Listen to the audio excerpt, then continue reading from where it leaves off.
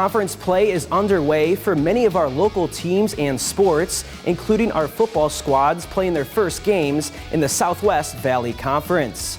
Hello, Naperville sports fans, and welcome to another episode of NSW. I'm your host, Joe Kennedy. After falling in the final minutes to crosstown rivals Naperville Central last week, Naperville North played another close contest against Lincoln Way Central. On the final drive, the Huskies once again had possession with a chance to win the ball game. Let's head to New Lenox and see how that unfolded. The 1-1 Naperville North Huskies travel 45 minutes away to Lincoln Way Central, trying to bounce back after falling last week to Naperville Central via a last-minute field goal. The story is similar on the other side for Lincoln Way as the Knights try to avenge their loss against Providence Catholic. We pick up in the middle of the first quarter as Lincoln Way Central has a chance to put the first points on the board, but the field goal attempt is blocked by Zach Malley to keep the game knotted at 0.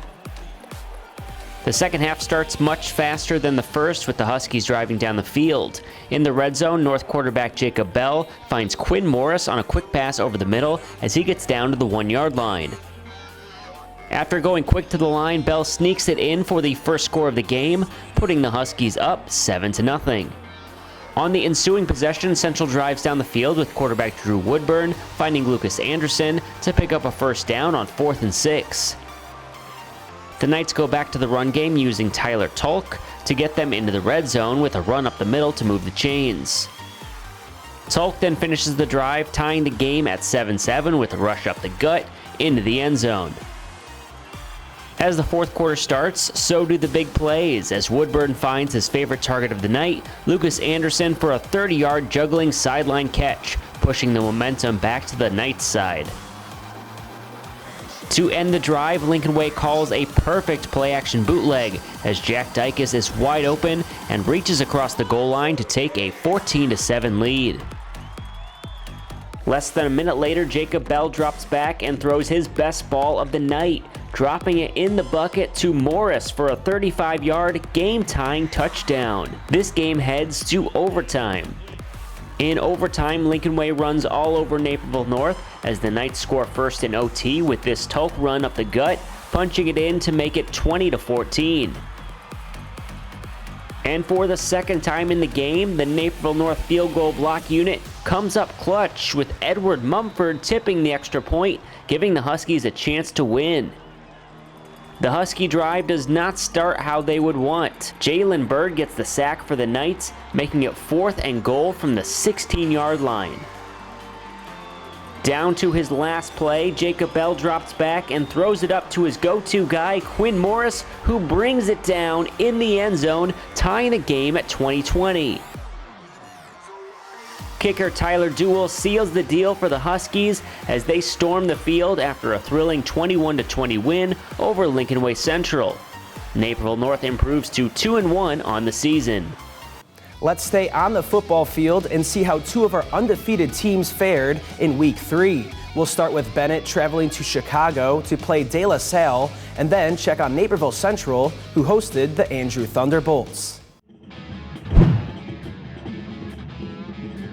After a victory over Moline last week, Benet Academy football is looking to improve to 3-0 as they travel to the south side for a meeting with De La Salle.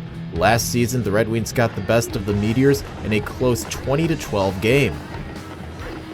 Bennett's Michael Conway kicked things off for the evening. Jeremiah Coleman is there to receive it for the Meteors. He cuts back towards the middle of the field where he's met by Aiden Mersinger, and he jars the ball loose, and Aiden Van Someren jumps on it for the Red Wings. Benet takes over with a short field on the opening play. Moments later, the Red Wings are working on the goal line and they hand it off to the senior Martin Radgowski for the first score of the evening. Benet is up 7-0 just over a minute into action. After a 3-and-out for the Meteors, the punt team is on the field. Nick Simmenthal boots it towards the sideline where Radgowski plays it off the bounce. He has some space towards the middle of the field and picks up a few big blocks from some fellow Red Wings, and he turns on the Jets. He speeds past the De La Salle defense and extends the Benet lead to 14-0 with 9:30 left in the first quarter. Later in the quarter, the Red Wings are back operating in Meteor territory. They call on Radgowski's number again, and he puts the ball in the end zone for the third time. This one stretches the Benet lead to 21-0 with less than 5 minutes to play in the first. Now with a minute left in the quarter, the Red Wings have possession near midfield. Ryan Kubacki throws a screen pass to Luke Doyle, and he has got a lot of green in front of him. He bursts through the middle of the field and goes untouched into the end zone for 6. The 4th touchdown of the game has Benet up 28-0 as the first quarter ends. On to the second quarter, the Benet offense is back near the 50-yard line. Kubacki throws another screen pass, but this time it's James Collins on the receiving end. A big block from Luca Diomede clears the way, and then a few shifty moves from Collins leads to another Red Wing touchdown. That one gives Benet a 35-0 lead with 10 minutes left in the half. Halfway through the second quarter, De La Salle is looking for a spark. Philip Seltzer drops back to pass, but Declan Walsh bursts past the pass protection and brings him down hard. The sack leads to yet another failed offensive drive for the Meteors. It's 35-0 Benet at halftime. Seltzer kicks off the second half of the game, and Luke Doyle is back to return for the Red Wings. He penetrates through the middle of the field, sheds away a would-be tackler, and then he's off to the races. Doyle strolls into the end zone for the second time in the evening, extending the Benet advantage to 42-0. The Red Wings hold on to that final score as they improve to 3-0 on the young season. They'll head back home for a matchup against St. Viator next Friday night. 2-0 Naperville Central takes the field for conference play as the Redhawks begin competing in the new-look DVC Southwest Suburban Conference Red Division. They take on the Andrew Thunderbolts, a team that is coming off a loss to Lincoln Way West. Hawks capitalize off the turnover with Sebastian Hayes drawing up play action and lets it fly downfield to a streaking Deshaun Williams for a 34-yard touchdown. The first score of the game has the Redhawks up 7-0. Hayes and the Hawks go back to work as he rolls out and finds Vince Byrne, who takes a hit but hangs on and grabs a couple more yards, but more importantly, a first down. In the third quarter, the Redhawks keep flying. Hayes finds Garrett Nichols for a 14-yard play that puts the Hawks deep in the red zone. A few plays later, it's Clark doing Clark things. He plunges into the end zone, but it takes the officials some time. They soon call it a touchdown, and the Redhawks are running away up 24-0. Then Jordan Wandick takes the inside handoff and bursts up the middle, and he is on his way to the end zone for a 31-yard touchdown. Thunderbolts trail 24-7 after 3, but they needed that score. In the fourth quarter, the passing game is alive as Sylvia drops back and hits Deontay Thigpen for a massive 27-yard gain, and the Thunderbolts are smelling the red zone. After the play, Sylvia tosses to Cam Montiitis, and he is in for the Andrew touchdown. Bolts have life down 24-14 with under 6 minutes to play. It's fourth down, but that doesn't stop Clark, who scores the dagger touchdown, and Naperville Central takes it 31-14 over Andrew. On a team filled with 11 Division I volleyball players, Benet Academy's Sophia Pursley is making her mark on and off the court. She recently committed to West Point, a decision that connects deeply with her family's military heritage. We'll have more after the break.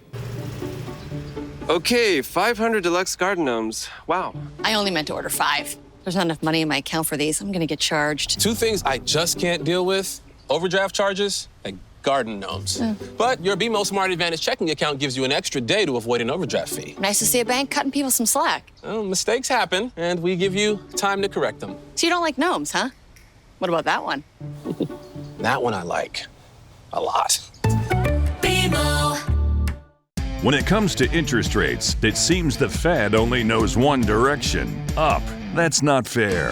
If you're fed up with high rates, head over to Fair Oaks Ford. You can get 0.9% APR financing for 66 months. Now that's fair. Plus, you'll get what J.D. Power called the best customer experience in the business. Fair Oaks Ford on Ogden Avenue in Naperville. You've got a friend in the car business. Shop online 24/7 at fairoaksford.com. Sophia Pursley grew up attending Army games with her great-grandfather, and after an April visit to the academy, she instantly felt at home. We have more on Pursley and her path to West Point in our latest feature story brought to you by Fair Oaks Ford.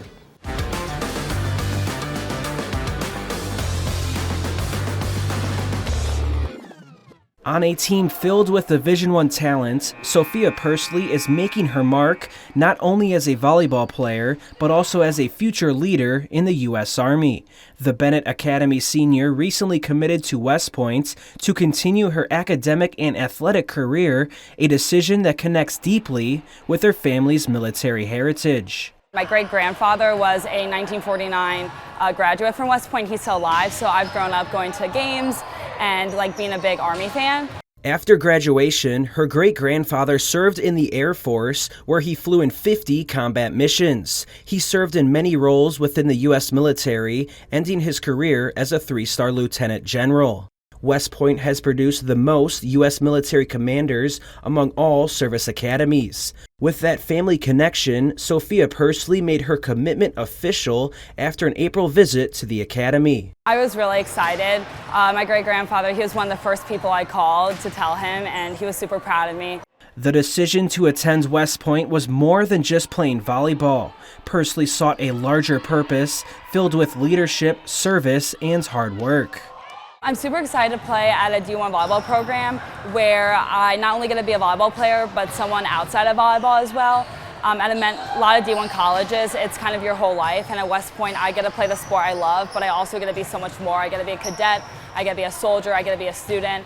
Her journey has not been without its challenges. This season, despite being a Division I commit herself, the Red Wing knew her playing time would be limited on a squad with 11 total D1 players.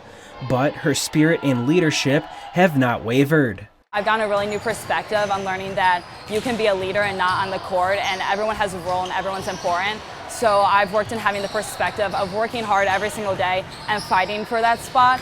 Benet Academy head coach Brad Baker has seen her hard work and growth firsthand throughout the past 4 years for a team that has finished as the 4A state runner-up the past 2 seasons. Pursley recently made the position switch from middle to outside for the Red Wings, and that didn't stop her from receiving D1 interest.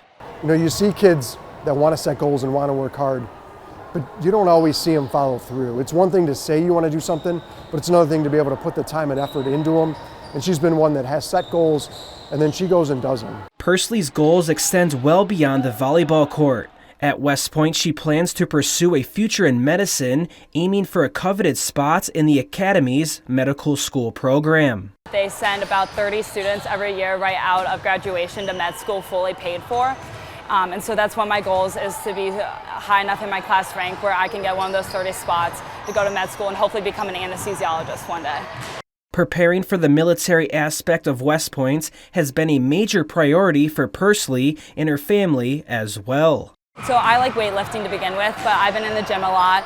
My dad got 2 rucksacks, so we started rucking a little bit this summer, and this fall I'm going to be rucking as well. As the Red Wing prepares to join one of the world's most prestigious military academies, her coach has no doubt she'll thrive. You have to be a pretty tough kid to start to go there, because they're going to challenge you physically and mentally, and I think she's up for it. She's never backed down from a challenge that she's had here. I've never seen her back down one at school. And those are the characteristics she's going to need to be successful there. Inspired by her family and strengthened by her experiences playing for one of the top volleyball programs in the country, Pursley's future is filled with purpose, leadership, and honor at the United States Military Academy. For Naperville Sports Weekly, I'm Joe Kennedy. After the break, let's give you the boys' play of the week, and then our first highlights from the girls' tennis season. We live in a safe community, but not a crime-free community. If you see something, say something. Be a Naperville Crime Stopper. Local news is your lifeline. Let the Daily Herald help you navigate your world with solid reporting, good advice, and a much-needed diversion or two.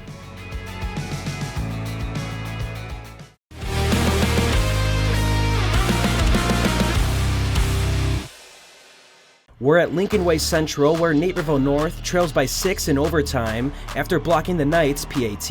On 4th and 16, Jacob Bell gets the snap and sets his eyes on Quinn Morris. The Husky QB throws one up to the transfer receiver, who reaches back and comes down with the catch. A great snag to tie the game at 20. Tyler Dool hits home the game-winning PAT, but let's take another look at the play.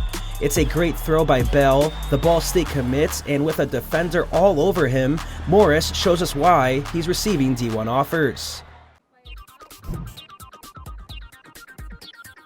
The DVC girls tennis season continues with this Crosstown Classic matchup as the Naperville Central Redhawks face the Naperville North Huskies.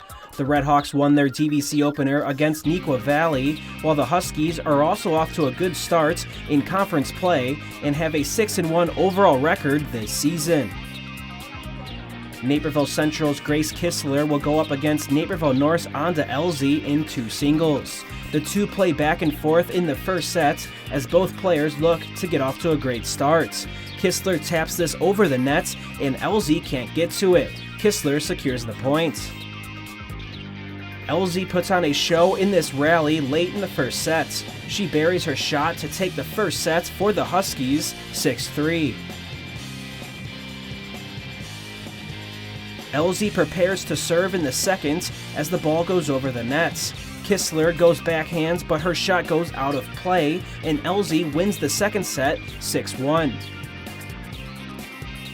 Now we go to number 1 doubles as Naperville North's Gabby Lee and Annika Parik take on Naperville Central's Claire Converse and Amy Yang. Lee starts off as Converse sends it back. Lee lobs the shot over Yang and the Huskies take both sets in this one, 6-0. The 2 doubles are next as Redhawks Shama Skantha Kumar and Kaylee Ha face Huskies Darni Ravindran and Sophia Shi. Skantha Kumar gets some power on this shot across the net, and she sends it back as the two go back and forth. Even though the Redhawks take a point here, the Husky duo takes the first set, 6-3. She is up to serve for North and goes back and forth with the Redhawks before Ravindran smashes the ball home for the point. The Huskies duo edges past Central 6-4, and now the team score is tied at 3. Now on to the final decisive matchup of the day in the 1 singles as 3-time DVC champion Sophia Olaru for the Redhawks faces off against former state runner-up doubles player Brooke Kaufman for the Huskies. It's a battle between these two as Kaufman charges to the net early on and they exchange hits. Olaru goes backhands and sneaks it past Kaufman. Olaru sends this over, and Kaufman puts some topspin on the ball as the Redhawk cannot hit it over. Kaufman wins the first set, 6-2. It's been a very tight battle between these two as Kaufman prepares to serve in the second set. She sends in a fiery serve, but Olaru returns it well. Kaufman gets to it, but Olaru goes backhands again as we're all tied at 6 and head into a tie-breaking set. Kaufman and Olaru engage in a long rally as both look for the final push to bring their team closer to victory. This time with the forehand, Olaru does just enough to stay alive as this shot scores her a crucial point. There have been several lengthy volleys in this set, but Kaufman has a 6-5 lead and must win by 2 for the win. After a long battle, Kaufman charges up front, hammering a volley and forcing Olaru to hit the ball out of bounds. Kaufman wins the set 7-5, helping the Huskies edge past the Redhawks by a team score of 4-3. Metea Valley and Neuqua Valley girls tennis are ready for week 2 of the DVC season. The Mustangs started the year with a win over Waubonsie Valley, while Neuqua nearly fell to Naperville Central. In 1 singles, Leah Liu from Metea Valley takes on sophomore Fatima Faruqi from Neuqua. Liu is on point from start to finish, unleashing a series of aces as she goes on to win in straight sets to put the Mustangs on the board. At number 2 singles, Emma Matthew from Nikwa steps up against Ashwina Sharma from Metea Valley in a battle between two sophomores. After winning the first set 6-1, Sharma serves in the near court before Matthew catches her off guard with a sharp return back down the line, a point for the Wildcat, who trails 4-3 in the second set. Later in the set, Sharma holding on to a lead and the serve, this time playing in the far court. A series of volleys go back and forth. Matthew lines a return just over the net, but Sharma uses the backhand to dig it out. Matthew tries to spin it back near the line on the left side, but it sails too far wide. Another singles victory for Metea as Sharma takes the second set 6-3. Moving over to doubles, where Nikko Valley returns state qualifiers Madeline Finke and Zara Khan in the number 2 role. The Cats will face Arna Raghavapudi and Cosette Cannell repping the black and gold. Finke serves in the far court as the shot is sent back. Khan playing at the net drops the ball back over, and it eludes the reach of Raghavapudi for the point as the Wildcats win the first set 6-1. In the second set, Nikko looks to put things away, but the Mustangs have no interest in laying down. A lengthy rally breaks out between Finke and Cannell, playing near the back line. Eventually, Raghavapudi gets the racket up and lands the ball right near the line for the point.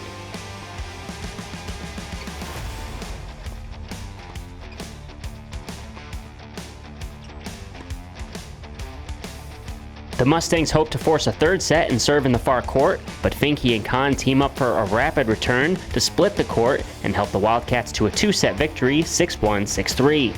In one singles, 2023 sectional champions Sophia Chow and Kylie Tran continue to show they are one of the strongest pairings in the conference. Metea Valley counters with Serena Salim and Sophia Cahew, who return after qualifying for state last fall. Salim serves in the near court as Tran has the return. Salim fires one back, but Chow is ready to pounce at the net for the smash for the point.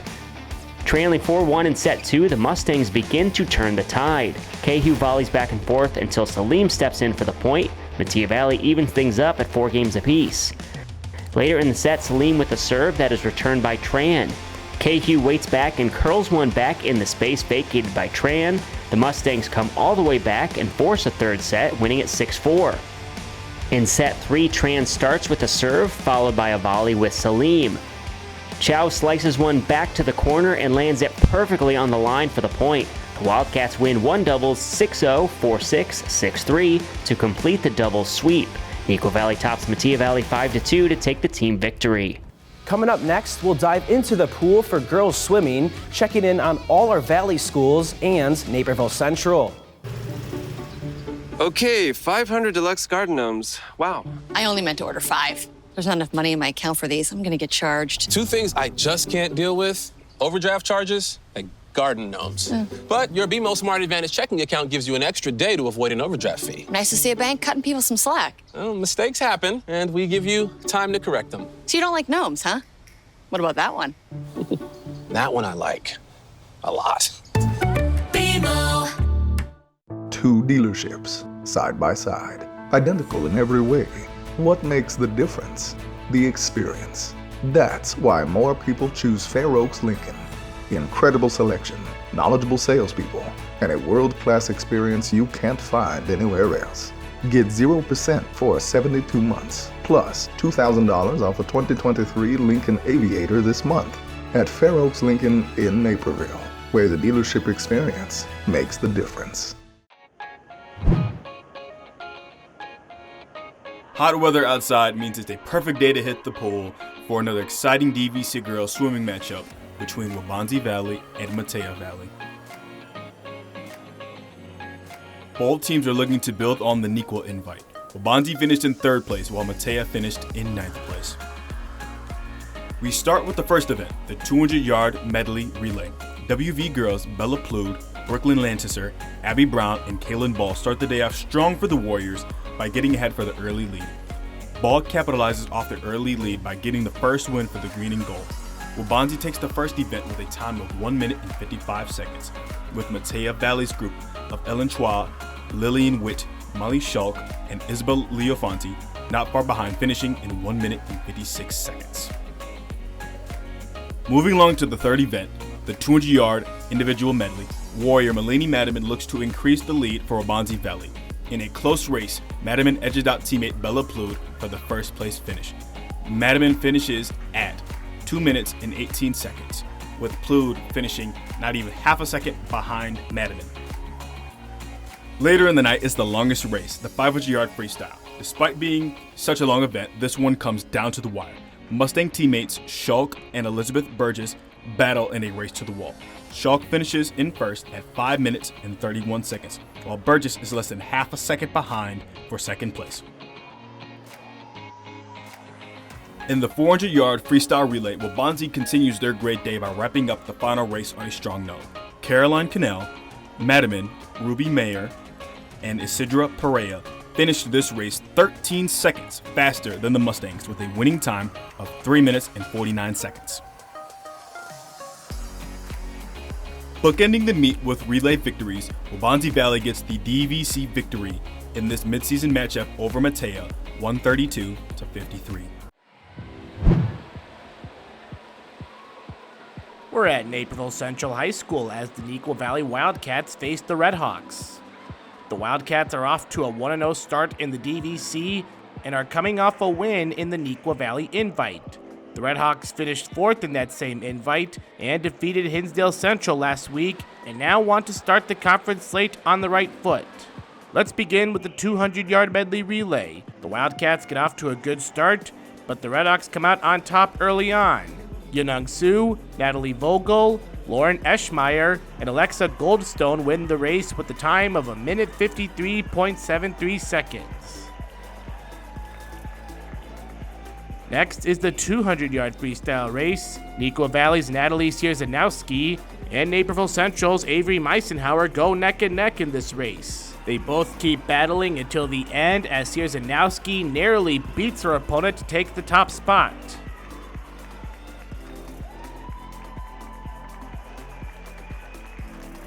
In the 200-yard IM, the Wildcats display a strong performance here as Sophia Pieter takes first place at 2 minutes and 16.45 seconds, while Sophia LeBaire finishes second and Annika Anderson in third.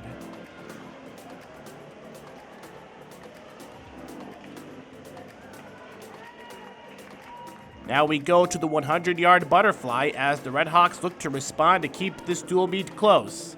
Central's Lauren Eschmeyer edges out Neuqua's Crystal Yu to win the 100-yard butterfly just under the minute mark.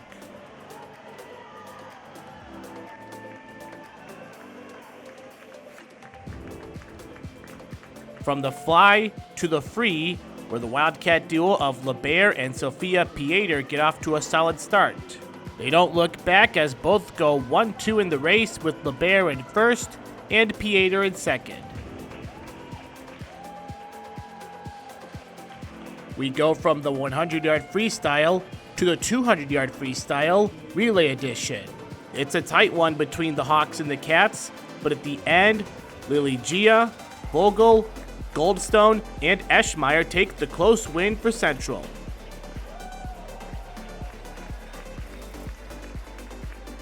Now we move on to our backs in the 100-yard backstroke. Once again, the Redhawks respond with another victory as Sue takes first place ahead of Yu.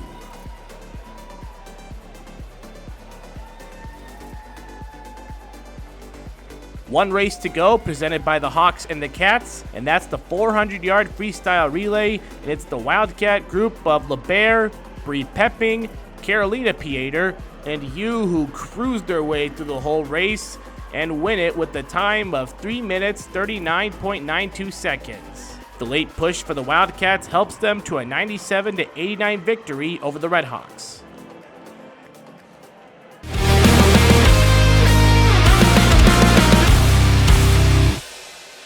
For this week's Girls Play of the Week, we have a rare 2-for-1 special in golf with Sia Sohal and Hannah Lee hitting pretty much the same long-distance putts. On hole 2 at White Eagle, Lee is up first for the Warriors. The junior hits one with some solid speed and the perfect accuracy for birdie. Now Sohal, a little bit further away, does the same as Lee. The senior has a little less pace on the putts, but it's good enough to drop for birdie. That concludes our third episode of NSW Season 18. Tune in again next week with more exciting high school action, including the DVC Championship in boys and girls golf. You can find all our highlights, feature stories, and community sports on nctv17.org. You can also find us on social media at NCTV17 on Facebook, Twitter, and Instagram. For Naperville Sports Weekly, I'm Joe Kennedy.